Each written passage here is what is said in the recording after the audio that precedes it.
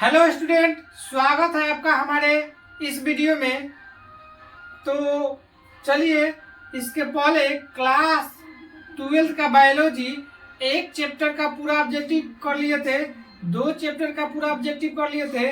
आज स्टार्ट करेंगे तीसरा चैप्टर का ऑब्जेक्टिव। तो इस वीडियो को थोड़ा आप लोग ज़्यादा से ज़्यादा शेयर कर दीजिए। चलिए, देर न करते हुए इस वीडियो को स्टार्ट करते हैं। क्वेश्चन नंबर 1 क्या कह रहा है, देखते हैं। देखिए, कह रहा है कि नर युग्मक एवं मादा युग्मक के संयोजन से बनता है। नर युग्मक तथा मादा युग्मक के संयोजन से बनता है। यहाँ पे दिखाई दे रहा होगा आप लोगों को क्वेश्चन।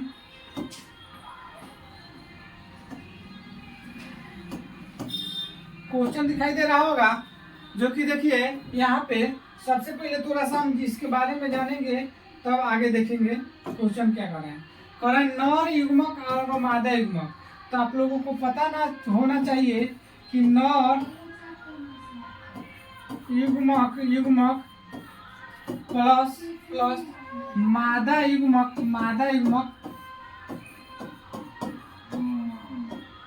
अर्थात कहने का मतलब वो नर युग्मक और मादा युग्मक मिलता है। यहाँ कॉलम चेंज करते हैं। नर युग्मक और मादा युग्मक मिलता है, तो इस क्रिया को हम लोग पढ़े हैं कि क्या कहते हैं, निषेचन कहते हैं। क्या कहते हैं? निषेचन कहते हैं। और निषेचन के फल स्वरूप युग्मनज का निर्माण होता है। किसका निर्माण होता है? युग्मनज का निर्माण होता है। यही युग्मनज विकसित होकर के किसका निर्माण करता है? भ्रूण का निर्माण करता है। भ्रूण का निर्माण करता है। तो ये यहाँ पे दिखाई दे रहा होगा, नर युग्मक और क्या हो गया, मादा युग्मक हो गया, और दोनों आपस में मिलता है, तो इस क्रिया को निषेचन कहते हैं। और निषेचन के फलस्वरूप युग्मनज का निर्माण होता है। युग्मनज विकसित होता है, किसका निर्माण करता है? भ्रूण का निर्माण करता है। नर युग्मक के रूप में पता होना चाहिए क्या रहता है, शुक्राणु होता है। और मादा युग्मक के रूप में पता होना चाहिए क्या होता है, अंडाणु होता है। क्या होता है?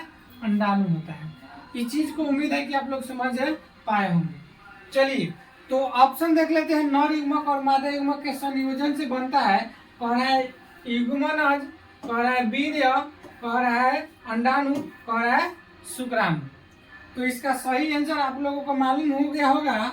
यहीं पे क्या बना है, युग्मनज। अर्थात इसका आंसर क्या हो जाएगा, ऑप्शन नंबर ए इसका आंसर हो जाएगा, सही आंसर। उम्मीद है कि इस चीज को आप लोग समझ पाए होंगे।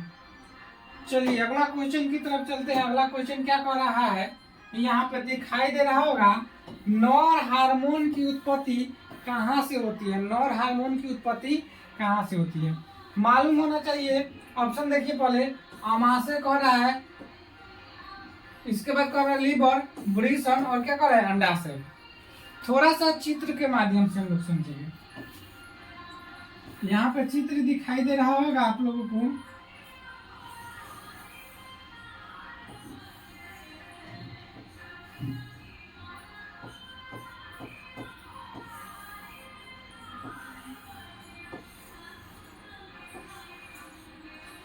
नर जनन तंत्र का चित्र हो गया।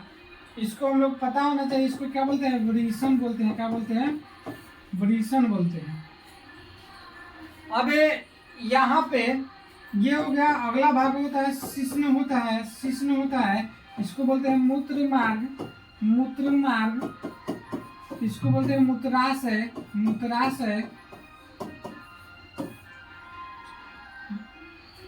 ये चीज आप लोग समझ पाए होंगे। तो देखिए, नर हार्मोन का जो होता है निर्माण कहाँ होता है, तो यहाँ पे देख रहे होंगे जो वृषण दिखाई दे रहा है, इसी में क्या होता है, नर हार्मोन का निर्माण होता है। क्या का निर्माण होता है? नर हार्मोन का निर्माण होता है। साथ ही साथ इसके वृषण से क्या बनता है, नर युग्मक के रूप में क्या बनता है, शुक्राणु का भी निर्माण होता है। किसका निर्माण होता है? एक मिनट, यहाँ पे देखिए कीड़ा बढ़ जा रहा है। क्या किसका निर्माण होता है? शुक्राणु का निर्माण होता है। अर्थात कहने का मतलब हुआ, वृषण का कार्य जो होता है शुक्राणु का निर्माण करना, इसके साथ साथ क्या होता है, नर हार्मोन का भी निर्माण करता है। तो इससे स्पष्ट हो गया होगा आपका, इसका आंसर क्या हो जाएगा, ऑप्शन नंबर सी हो जाएगा। क्या हो जाएगा, ऑप्शन नंबर सी हो जाएगा, अर्थात इसका सही आंसर क्या हो जाएगा, वृषण होगा। चलिए क्वेश्चन नंबर आज का 3 कह रहे हैं, क्या कह रहा है, वृषण कोश कहाँ है स्थित होती है। कह रहा है अंडाशयों में, वक्ष गुहा में, उदर गुहा के अंदर, और कह रहा है उदर गुहा के बाहर कह रहा है। तो आप लोगों को मालूम होना चाहिए, थोड़ा सा हम प्रीवियस क्वेश्चन, पिछली का क्वेश्चन देख लेते हैं। तो यहाँ से एक इस तरह से रचना होता है, यहाँ से एक इस तरह से रचना होता है, इसको बोला जाता है क्या थी, वृषण कोश कहा जाता है। क्या कहा जाता है, वृषण कोश कहा जाता है। आप पता होना चाहिए कि वृषण कोश में कौन चीज रहता है, वृषण स्थित होता है। क्या होता है, वृषण, इसी में वृषण रहता है। क्या होता है, वृषण रहता है। अर्थात कहने का मतलब हुआ पुरुष के दोनों जंघाओं के बीच एक थैली नुमा संरचना होती है, ओकरे के क्या कहते हैं, वृषण कोश। थोड़ा सा हाँ यहाँ पे देख रहे हैं, वृषण कोश क्या कहते हैं, बोले हैं कि पुरुष के दोनों जंघाओं के बीच एक लटकी हुई थैली नुमा संरचना होती है, ओकरे के वृषण कोश कहते हैं। यही कह रहा है कि वृषण कोश कहाँ स्थित होता है। तो इस रूप से परिभाषा के तौर पर आप लोगों को स्पष्ट रूप से पता हो जाना चाहिए कि इसका आंसर कौन होगा। तो इसका सही आंसर कह रहा है कहाँ, यहाँ पे देख रहे हैं ऑप्शन नंबर डी के साथ इसका सही आंसर हो जाएगा, अर्थात इसका आंसर हो जाएगा उदर गुहा के बाहर। आप लोगों को पता होना चाहिए, अभी बताए दोनों जांघों के बीच में बाहर एक थैली नुमा संरचना के रूप में होता है। तो क्या हो जाता है, इसका ऑप्शन नंबर डी हो जाएगा। वृषण कोश कहाँ स्थित होता है, ऑप्शन नंबर डी यानी उदर गुहा के बाहर। चलिए अगला क्वेश्चन कह रहा है, शुक्र जनन की क्रिया कितने अवस्थाओं में पूरी होती है। शुक्र जनन की क्रिया कितने अवस्थाओं में पूरी होती है। अर्थात शुक्र जनन क्या होता है, तो शुक्राणु बनने की क्रिया क्या कहलाता है, मैंने शुक्र जनन कहलाता है। अर्थात कहने का मतलब कहाँ बनेगा, शुक्राणु कहाँ बनता है, वृषण में बनता है, नर के वृषण में बनता है। अभी थोड़ा देर पहले बताया है हार्मोन का भी स्राव होता है, कहाँ से, वृषण में ही होता है। तो यही पूछ रहा है कि यहाँ से मान लीजिए शुक्राणु का निर्माण होगा, तो यही क्वेश्चन कर रहा है कि मैंने अवस्था कितने अवस्था में। ऑप्शन सुनिए 1, 2, 3 और क्या कह रहा है, 4 कह रहा है। अर्थात ये जो शुक्राणु की अवस्था 3 अवस्था में इसका निर्माण की प्रक्रिया होती है। कई अवस्था में होती है, 3 अवस्था में। अर्थात ऑप्शन नंबर इसका क्या हो जाएगा, सी सही आंसर हो जाएगा। उम्मीद है कि इस वीडियो को आप लोग अच्छा तरीके से समझ पा रहे होंगे। चलिए अगला क्वेश्चन नंबर 4 क्या कह रहा है, क्वेश्चन नंबर क्या कह रहा है 4, यही कह रहा है स्तनी में जनन स्तरों की संख्या कितनी होती है। स्तनी में जनन स्तरों की संख्या कितनी होती है। ऑप्शन सुनिए 1, 2, 3 और क्या कह रहा है, 4 कह रहा है। तो इसका सही आंसर आप लोगों को मालूम होना चाहिए, ऑप्शन नंबर सी हो जाएगा। क्या हो जाएगा, ऑप्शन नंबर सी हो जाएगा। यानी कई स्तरों की संख्या के स्तर का मतलब कहने का मतलब स्तनी में जनन स्तरों की संख्या कितनी होती है, तो कहिएगा 3 होती है। अर्थात इसका आंसर क्या हो जाएगा, ऑप्शन नंबर सी हो जाएगा। चलिए 5वां क्वेश्चन चलते हैं। 5वां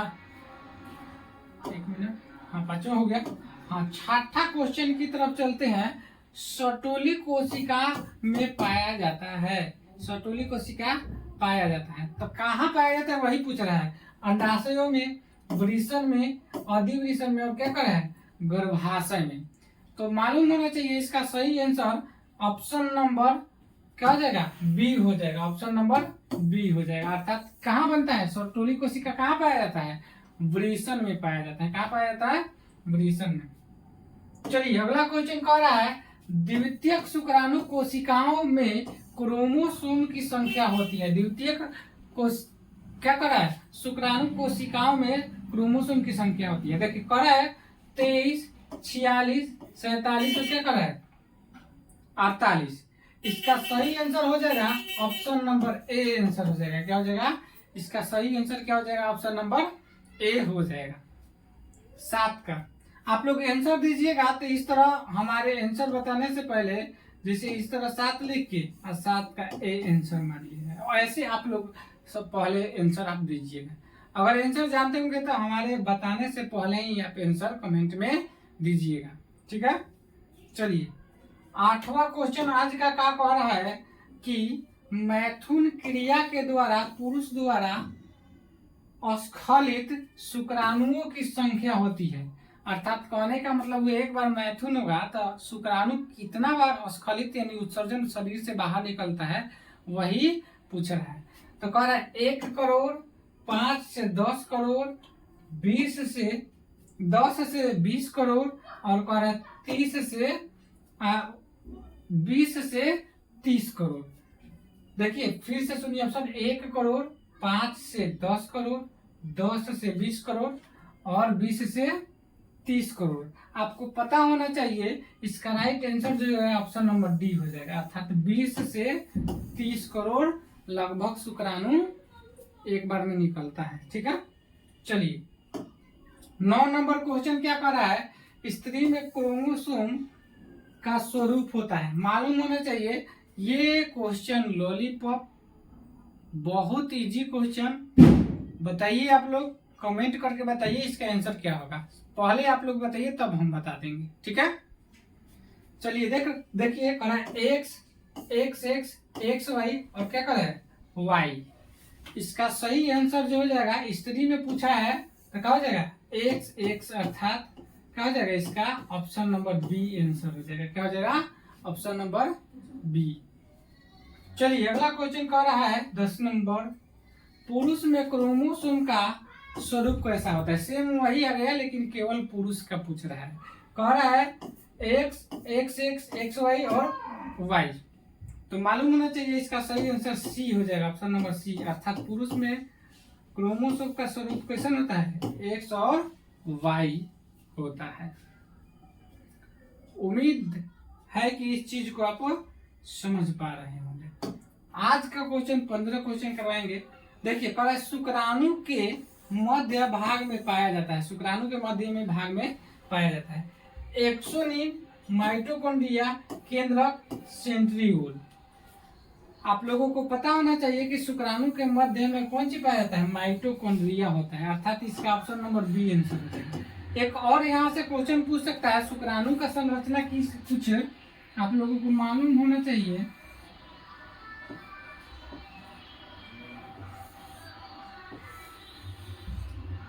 कुछ इस तरह संरचना होता है, ठीक है, शुक्राणु की संख्या।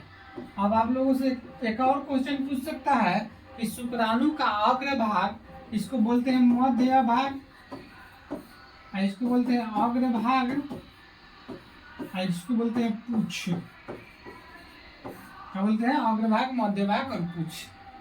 तो पता होना चाहिए शुक्राणु के जो मध्य भाग होता है यही पूछा है। तब माइटोकॉन्ड्रिया में अगर कह देगा कि शुक्राणु के अग्र भाग को क्या कहते हैं तो कहिएगा एक्रोसोम। क्या कहते हैं एक्रोसोम कहते हैं।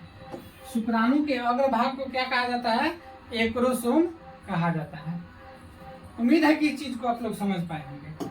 क्वेश्चन नंबर 12 की तरफ चलते हैं। शुक्राणुओं का निर्माण कहाँ होता है। अभी 1 नंबर क्वेश्चन आप लोग पढ़े होंगे तो पता होना चाहिए कि हम कहाँ बताए हैं शुक्राणुओं का निर्माण कहाँ होता है। तो कह रहे शुक्रवाहिनी में, वृषण में, अधिवृषण में, प्रोस्टेट ग्रंथि में। इसका आंसर हम पहले ही बता चुके हैं कि ऑप्शन नंबर बी हो जाएगा। शुक्राणु का निर्माण कहाँ होता है वृषण में होता है। चलिए क्वेश्चन नंबर 13, मानव में सगर्भता की अवधि होती है। मानव में सगर्भता की अवधि होती है। 13 नंबर क्वेश्चन करें 9 महीने, 12 महीने, 15 महीने, 18 महीने। आप लोगों को पता होना चाहिए कि 9 महीना इसका जो होता है, अर्थात ऑप्शन नंबर क्या हो जाएगा ए इसका सही आंसर हो जाएगा।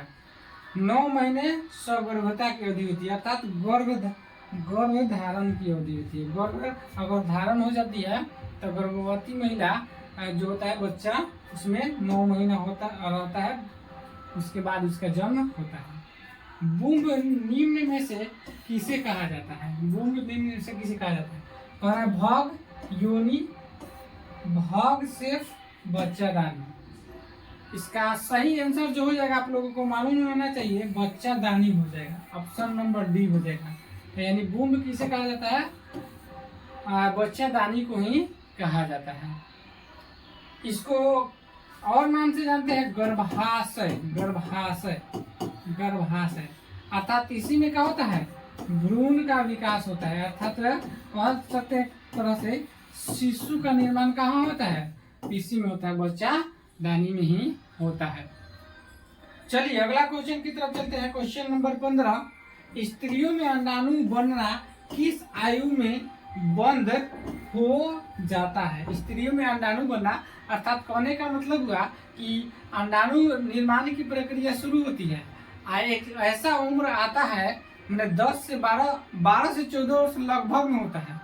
अब उस समय अंडाणु बनना शुरू हुआ, एक बाद के एक उम्र आता है कि अंडाणु बनना क्या हो जाता है? बंद भी हो जाता है। तो वही पूछ रहा हूँ, और 50 वर्ष, 40 वर्ष, 20 वर्ष और क्या करा है? 13 वर्ष। तो पता होना चाहिए इसका 50 वर्ष आंसर हो जाएगा। ऑप्शन नंबर ए इसका सही आंसर हो जाएगा। 50 वर्ष में स्त्रियों में अंडाणु बनना बंद हो जाता है। तो ये रहा आज के लिए 15 क्वेश्चन। उम्मीद है कि इस वीडियो को आप लोग समझ पाए होंगे, और समझ पाए होंगे तो इस वीडियो को ज़्यादा से ज़्यादा शेयर कीजिए। आज का 15 क्वेश्चन इसके बाद वाले वीडियो में, आगे वीडियो में पढ़ेंगे आगे का क्वेश्चन। मिलते हैं अगले वीडियो में, तब तक ले आज के लिए इतना ही। Bye bye, Tata.